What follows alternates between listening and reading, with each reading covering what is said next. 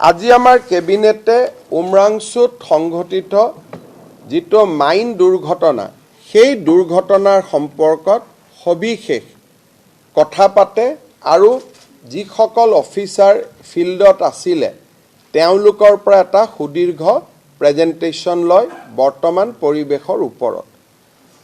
এই যিটো মাইন য'ত দুৰ্ঘটনা হৈছে তাত 14 কোটি লিটাৰ পানী আছিলে বুলি প্ৰাৰম্ভিক পৰ্যায়ত উদ্ধাৰকাৰী অভিযান বিশেষকৈ geological survey of India, coal India, oil India, NDRF, army আৰু নেভিয়ে ধাৰণা কৰিছিল।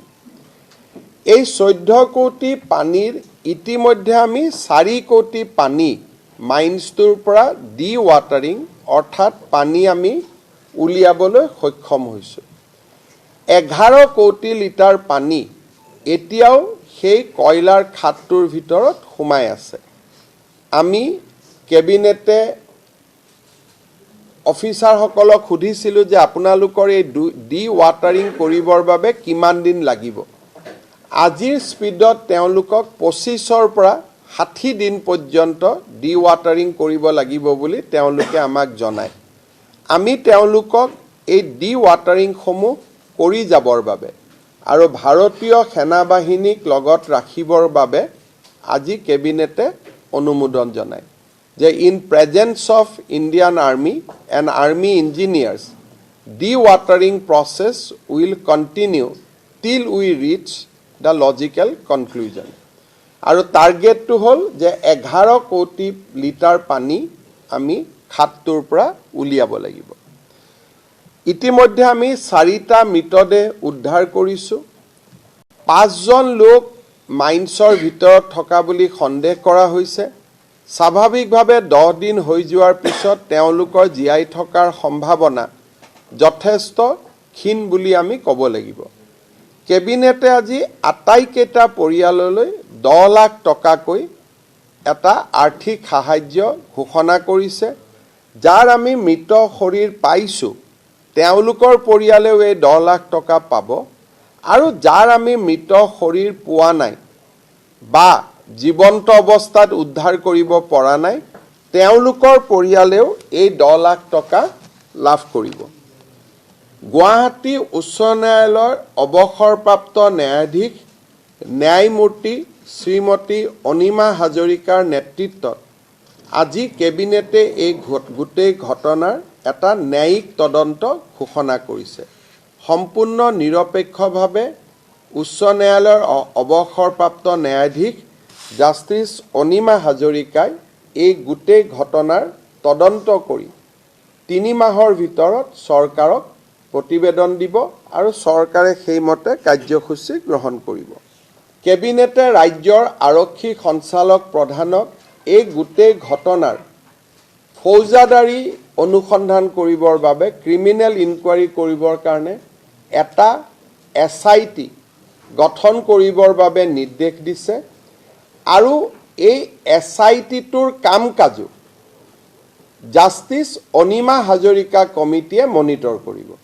সাধাৰণতে আমি যেতিয়া এটা SIT কৰোঁ সেই SITটোৰ কাম কাজ DGPয়ে মনিটৰ কৰে, কিন্তু এইবাৰ এই SITটোৰ কাম কাজৰ মনিটৰিং কৰাৰ ক্ষমতা আমি যিটো ন্যায়িক আয়োগ ঘোষণা কৰিছোঁ সেই ন্যায়িক আয়োগৰ হাতত অৰ্পণ কৰিছোঁ আৰু এই ঘটনাৰ লগত জড়িত আটাইকে শাস্তি প্ৰদানৰ বাবে এই SITটোৱে ব্যৱস্থা হাতত ল'ব। আজি আমাৰ কেবিনেটত এইটো কথাও প্ৰতিবেদনত দিয়া হৈছে যে বহুতে কৈছে যে ৰেড হোলটো কেনেকৈ হ'ল। আমি যেতিয়া তাত পৰীক্ষা কৰিলোঁ মাইনিংটো ক'ৰ পৰা হ'ল তেতিয়া দেখা গ'ল যে সেই অঞ্চলত 220টা এনেকুৱা কয়লাৰ খাদ আছে। এই 220টা কয়লাৰ খাদ কেনেকৈ ক'ৰ পৰা আৰম্ভ হ'ল তাক আমি ছেটেলাইট দি পিছলৈকে ঘূৰি ঘূৰি গৈ থাকিব লাগিব। অৰ্থাৎ 2000 আজি 25 চন আমি 20 চনৰ ছেটেলাইট চাব লাগিব, 18ৰ ছেটেলাইট চাব লাগিব, 14ৰ ছেটেলাইট চাব লাগিব আৰু এটা সময়ত গৈ গৈ তাক টাইম লেগ বুলি কয়। এটা সময়ত এই মাইন্স কেইটা কোন চনত কেতিয়া আৰম্ভ হৈছিল তাক স্যাটেলাইটৰ জৰিয়তে ধৰিব পৰা যাব। আমি সেই স্যাটেলাইট যিখিনি ডেটা সেইখিনি স্যাটেলাইট ডেটা কালেকশ্যন কৰিবৰ বাবেও ৰাজ্যৰ ৰাজহ আৰু পুনৰ সংস্থাপন বিভাগক নিৰ্দেশ দিছোঁ, যাতে তেওঁলোকে বহুত সময়ত এনেকুৱা স্যাটেলাইট পিকচাৰ অসমৰ এজেন্সিৰ লগত নাথাকিব, হয়তো ইছৰোৰ পৰা ল'ব লাগিব আৰু বহু সময়ত বিদেশী স্যাটেলাইটৰ পৰা এই জায়গাটোৰ ফটোবিলাক আমি টাইম লেগত গৈ ল'ব লাগিব, অৰ্থাৎ পিছলৈ ঘূৰি গৈ আমি ল'ব লাগিব। গতিকে এই 220টা মাইন্সৰ উৎপত্তিৰ বিষয়ে অধিক তথ্য জানিবৰ বাবে স্যাটেলাইটৰ সহায় ল'বৰ বাবে আমি ৰাজ্যৰ ৰেভিনিউ ডিপাৰ্টমেণ্টক দায়িত্ব দিছোঁ। দ্বিতীয়তে central mine planning and design institute, তেওঁলোকৰ সহযোগত এই মাইনখিনি আমি কেনেকৈ পুতি পেলাব পাৰোঁ। 220টা গাঁত আছে, তাক পুতি পেলোৱাটো ইমান সহজসাধ্য নহয়। আৰু এতিয়া আমি জানিব পৰা মতে মাজে মাজে জীৱ জন্তু খাদৰ তলত পৰি মৃত্যু হৈ থাকিছিল। সেইবাবে এই খাদখিনি আমি কেনেকৈ ফিল আপ কৰি দিব পাৰোঁ, তাৰ বাবেও আমি চেণ্ট্ৰেল মাইন প্লেনিং আৰু ডিজাইন ইনষ্টিটিউট লিমিটেডৰ সহায় ল'বৰ বাবে আমি আমাৰ বিভাগক নিৰ্দেশ দিছোঁ। উমৰাংচুৰ ওপৰত আজি কেবিনেটে এই গুৰুত্বপূৰ্ণ সিদ্ধান্তকেইটা গ্ৰহণ কৰে।